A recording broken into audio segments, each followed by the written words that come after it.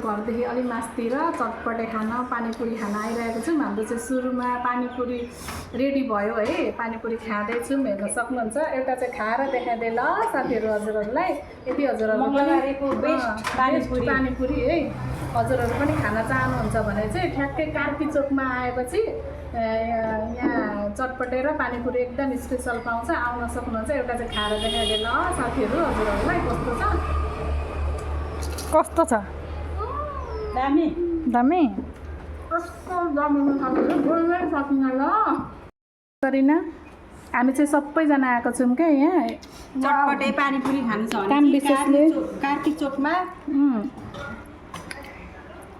खाएर देखाइदिनु त कस्तो छ, कमेन्ट पनि गरिदिनु कस्तो छ हाम्रो कार्की चोकको चटपटे र पानीपुरी। चटपटे चाहिँ आउनै बाँकी छ है, पानीपुरी चाहिँ बेस्ट एकदम दामी छ साथीहरू। हामी तिनजना चाहिँ यता छौँ है, यस्तो छ। हामी आजको दिन हाम्रो डुलाइ बबाल हुँदैछ है साथीहरू।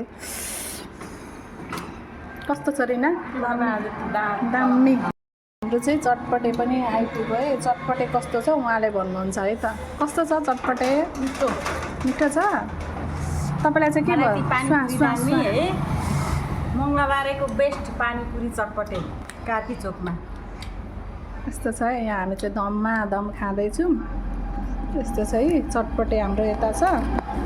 यता चटपटे कस्तो रहेछ हेर्न सक्नुहुन्छ है, चटपटे दामी नै होला। चटपटे पनि दामी छ साथीहरू। आजको हाम्रो